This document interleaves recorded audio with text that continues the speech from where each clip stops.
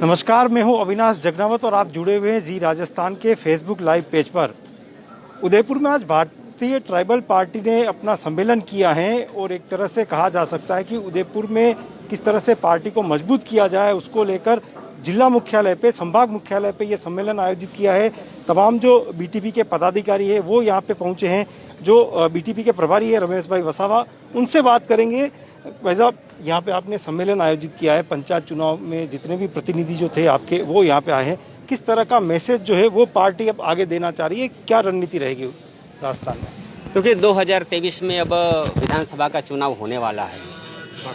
हमारे सभी जिलों से लोग आए हुए हैं, पाली से लेकर सिरोही, अजमेर, प्रतापगढ़, लगभग 15 जिलों से हमारे यहाँ लोग उदयपुर में आज उपस्थित रहे हैं और सब यहाँ से ये हम मैसेज देना चाहते हैं और मैसेज वो लेकर जाएंगे और एक पार्टी वातावरण के बने और पार्टी वहाँ वो लॉन्च करने के लिए, ले जाने के लिए वो सभी यहाँ आए हुए हैं। तो 2023 में हम ये पूरे राजस्थान में हमारे कैंडिडेट उतारेंगे और पार्टी को सिरमौर तक या पार्टी का नया एक मुख्यमंत्री के रूप में हम अवश्य देंगे।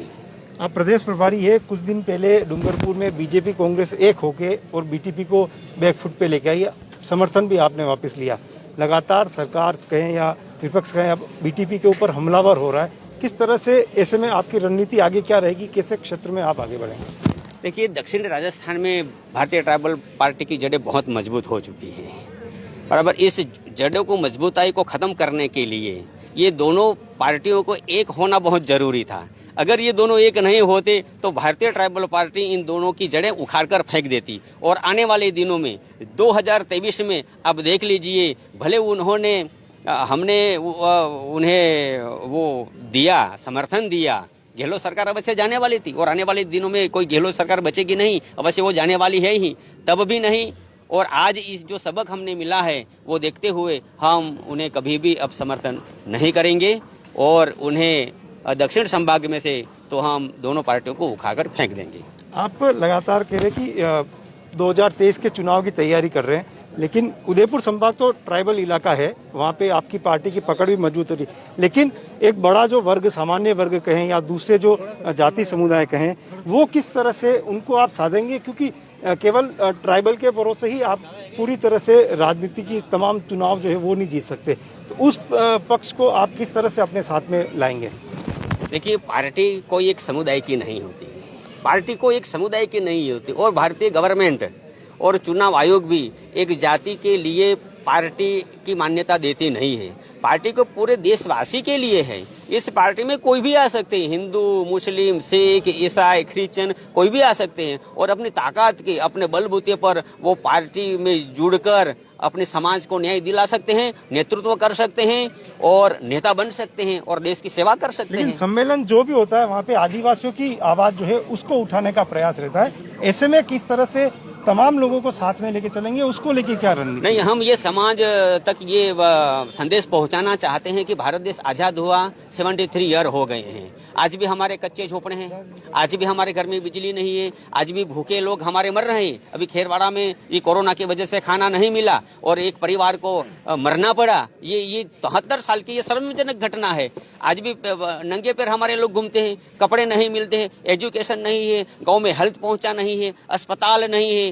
आज भी हमारी डिलीवरी के लिए हमें झोलियां बनाकर जाना पड़ता है, नहीं हमारे लिए 108 भी उपस्थित कभी कभार तो होती नहीं है और हमारे मुर्दे साइकिल पर लेकर जाना पड़ता है। क्या ये हमारा विकास हुआ है क्या 73 ईयर में? हमारे लिए इन सरकारों ने, दोनों ने, भाजपा और कांग्रेस ने कुछ भी नहीं किया है। जो बंधारण में, संविधान में जो हक और अधिकार हमें दिए गए हैं, 5वीं अनुसूची का प्रावधान किया गया है, उनके तहत जो हक मिले हैं उन हकों को भी इन लोगों ने बर्बाद किया है। इसलिए हम ये संदेश लोगों को पहुंचाना चाहते हैं और इसलिए सबसे ज्यादा लोग समझे, अधिकार के बारे में समझे, संविधान के बारे में समझे, इसलिए हम सबके उन लोगों को बुला रहे हैं। कुछ दिन पहले काकरे डुंगरी में जो घटनाक्रम हुआ उसके बाद लेके विपक्ष जो है, भाजपा हो या तमाम नेताओं ने कई गंभीर आरोप जो है वो पार्टी के ऊपर लगाए और कहा गया कि यहाँ पे नक्सलाइज को जो है वो बीटीपी पनपा रही है।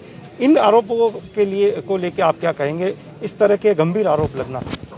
देखिए, ये लोग ये गंभीर आरोप हम पर लगाए हैं, हम उन कोर्ट में जाएंगे और कोर्ट में उन लोगों से साबित करवाएंगी कि हमें बताइए कि हमारे लोगों ने कहाँ ट्रेनिंग ली है, कहाँ हथियार खरीदे हैं, कैसे हथियार खरीदे हैं, कौन घर में नक्सलवादी है, कौन घर में हथियार पकड़े गए हैं, ये तो हमें बताइए। अरे नक्सलवाद की व्याख्या हम नहीं जानते, नक्सलवाद क्या है हमारे राजस्थान के लोग नहीं जानते, नहीं तो गुजरात के लोग जानते हैं। ये नक्सलवाद कुछ नहीं है, नक्सलवाद ये भाजपा और कांग्रेस एक व्यापार चलाती है।